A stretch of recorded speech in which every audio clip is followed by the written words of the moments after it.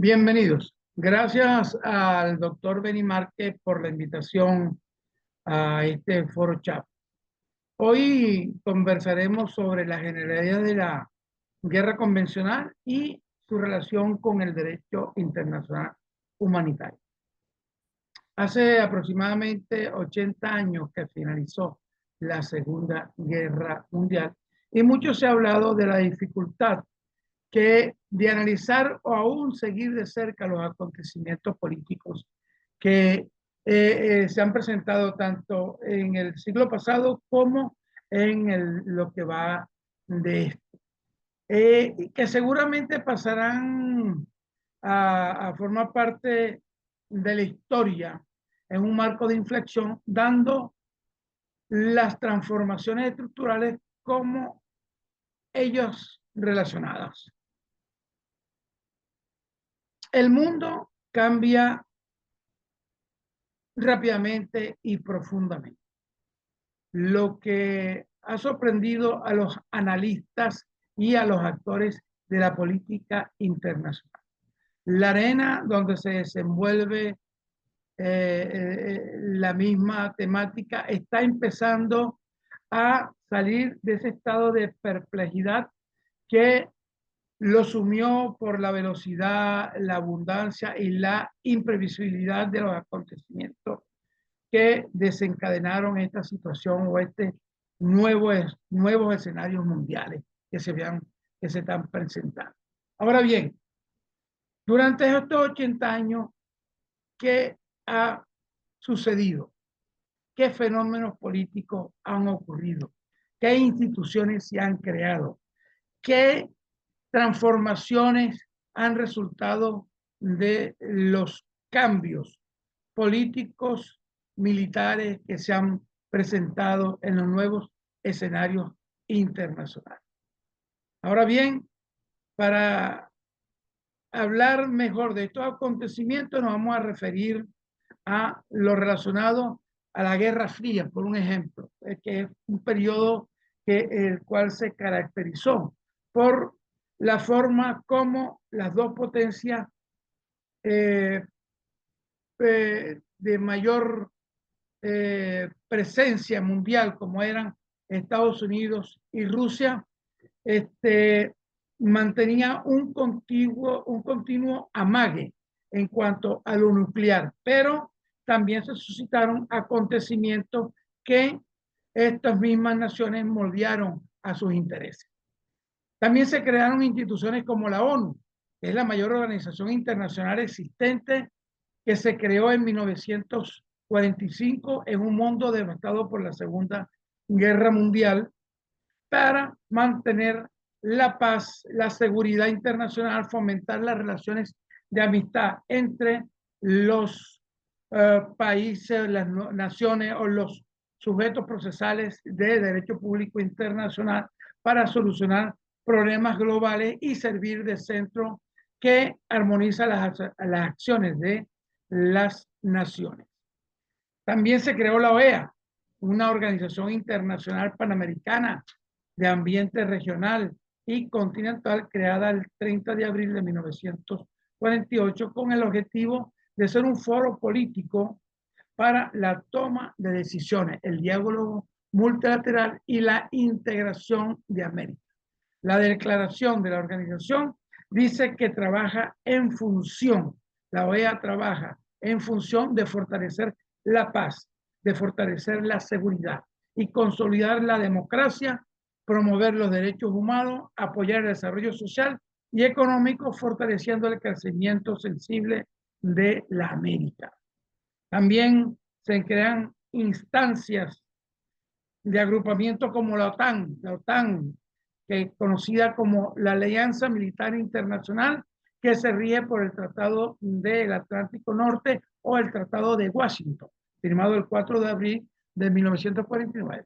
La organización constituye un sistema de defensa colectiva en el cual los estados pertenecientes, integrantes, acordaron defenderse mutuamente de los miembros que sean atacados de una potencia extranjera. También nace el TIAR como el Tratado Interamericano de asistencia recíproca, también llamado Tratado de Río. Es un acuerdo de defensa mutua que se firmó en Río de Janeiro el 2 de septiembre de 1947. Pero también se mantuvo en ese periodo la amenaza latente de la guerra tradicional, cuya planificación de la seguridad de la defensa de los estados estaba enmarcada en las hipótesis de conflicto que se planteaban sus vecinos, países vecinos. También esa transformación después de la Segunda Guerra Mundial, después de la Guerra Fría finalizada, nacen las nuevas amenazas, las amenazas emergentes, las amenazas transnacionales que van a ser planificadas para su seguridad de las naciones, haciendo una flexibilización de sus ejércitos para luchar contra qué, contra la amenaza del narcotráfico, del terrorismo, de la corrupción, de la trata de blancas, de la proliferación de armas de destrucción masiva, entre otros. También se mantiene la geopolítica en cada una de sus instancias, como la ciencia madre, donde llega, donde coinciden la política, la economía, las religiones, lo militar, donde convergen las relaciones internacionales, las negociaciones y sobre todo la prudencia como pilar fundamental de la política internacional. Y la globalización. La globalización, que es la esencia de lo que estamos viviendo ahorita. La globalización en tiempo real, que no es otra cosa que el proceso político, económico, tecnológico, social, cultural y religioso a escala mundial que se funda en la creciente comunicación e interdependencia entre los distintos países del mundo.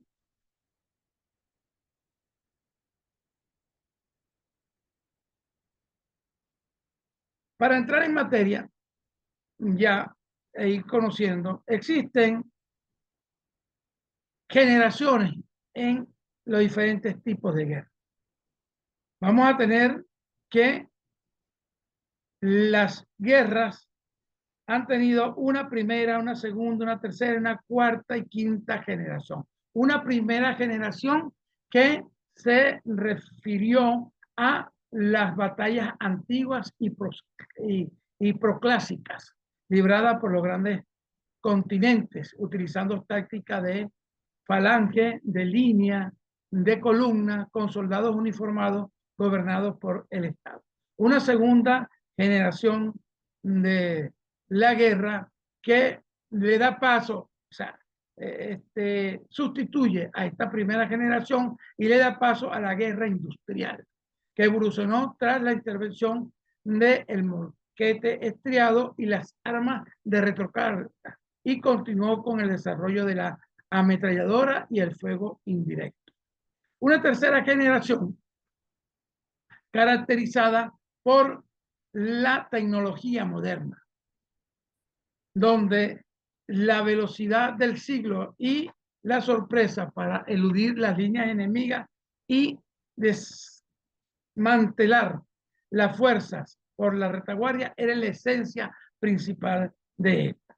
Una cuarta generación que va dirigida a esa lucha contra los nuevos fenómenos irregulares presentes, como son las luchas contra el narcotráfico, contra el terrorismo, contra la presencia de grupos guerrilleros, los contratistas militares privados y las organizaciones paramilitares que desempeñan un papel destacado en la guerra de cuarta generación. Y una última, quinta generación, que libra la principal figura dirigida a las acciones militares no cinéticas, como la ingeniería social, la desinformación, los ciberataques, junto a las tecnologías emergentes como las inteligencias artificiales, los sistemas totales autónomos, que es conocida también esta guerra como la guerra de la información y de la percepción.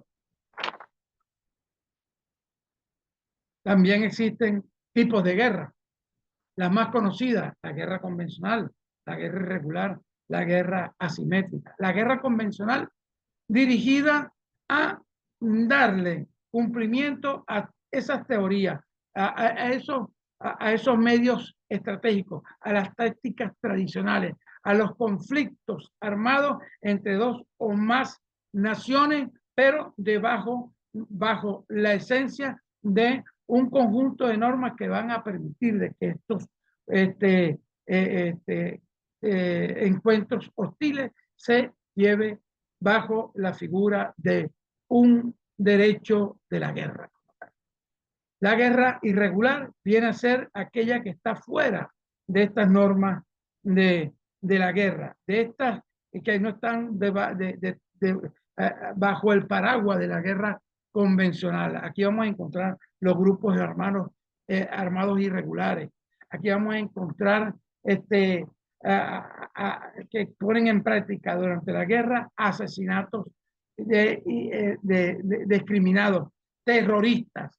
Medios no convencionales son los que se van a utilizar en la misma. Y la guerra asimétrica viene a ser esa guerra que donde una nación más fuerte que la otra, cuya diferencia están pautadas tanto en lo cualitativo como en lo cuantitativo.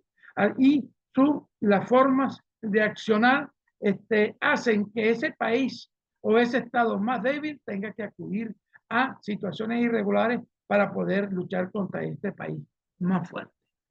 Ahora bien,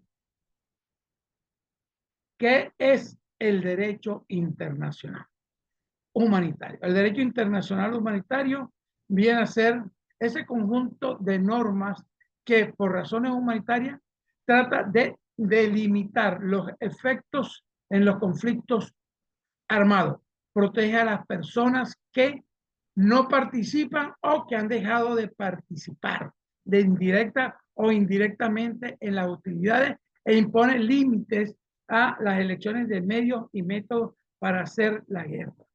El derecho internacional humanitario suele llamarse también el derecho de la guerra o el derecho de los conflictos armados. Tenemos también que el derecho internacional humanitario forma parte del derecho internacional público, forma parte ya que este está compuesto principalmente por tratados, normas de derecho internacional consuetudinario y principios generales del derecho. Se debe distinguir la diferencia entre el derecho internacional humanitario, que regula la conducta de los beligerantes en un conflicto armado, y el derecho internacional público, tal cual como lo establece la Carta de las Naciones Unidas, que determina si un Estado puede recurrir libremente a la Fuerza Armada contra los otros Estados. La Carta prohíbe el uso de la fuerza, pero hay dos situaciones que pueden ser plausibles para el uso de esta Carta de las Naciones Unidas, que es la legítima defensa contra un ataque armado o cuando el uso de la fuerza armada está autorizado por el Consejo de Seguridad de las Naciones Unidas.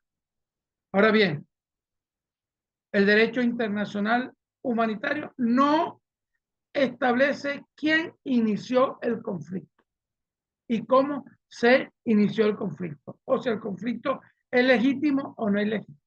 La finalidad, el objeto principal del derecho internacional humanitario trata de establecer, de regularizar el comportamiento, el trato a las partes que están en conflicto.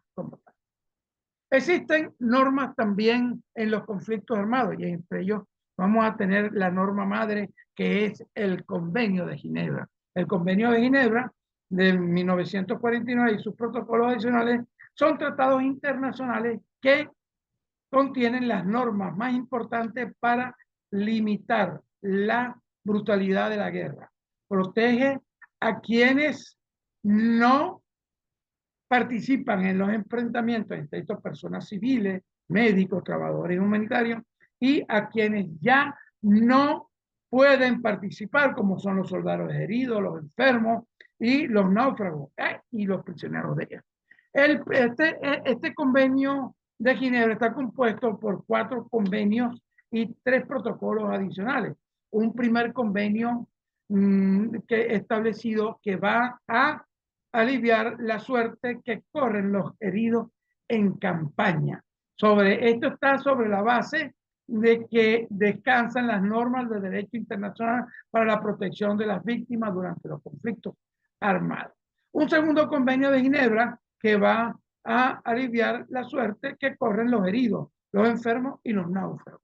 Acá este convenio va a establecer que las personas de las Fuerzas Armadas, los miembros de las Fuerzas Armadas y demás personas que se encontrándose en el mar estén heridos o enfermos o sean náufragos, deben ser respetados y protegidos en todas las circunstancias, debiendo entender este término de naufragio que será aplicable a todo naufragio, sea cuales fueran las circunstancias en que se presente o se produzca, incluyendo el amaraje forzado y o la caída en el mar.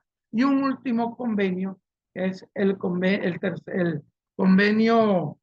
un tercer convenio que es relacionado al debido trato de los prisioneros de guerra, que esta versión de los convenios de Ginebra que cubre el tratamiento de los prisioneros de guerra durante la Segunda Guerra Mundial. Se firmó en Ginebra el 27 de julio de 1929, pero entra en vigencia el 19 de junio de 1931. Y un último convenio relacionado con la protección de vida a las personas civiles en tiempo de guerra. Esto quiere decir que define la protección humanitaria para los civiles en la zona de guerra y prohíbe la práctica de la guerra total y en estos momentos hay 194 países que forman parte de estos convenios de Ginebra firmados el año 1949. Aunado a esto se encuentran 3 protocolos adicionales, los cuales van dirigidos a las víctimas en los conflictos armados internacionales, otro a las víctimas de los conflictos armados no internacionales y un tercero que va dirigido a la aprobación de un signo diferente a los que se manejan normalmente en los conflictos de esta categoría. Señores, muchas gracias por su atención. Estamos completamente a la orden. Investiguen sobre estos convenios y sobre todo el derecho internacional humanitario, que es una rama del derecho público internacional que debe estar en manos siempre de los profesionales del derecho. Muchas gracias por su atención.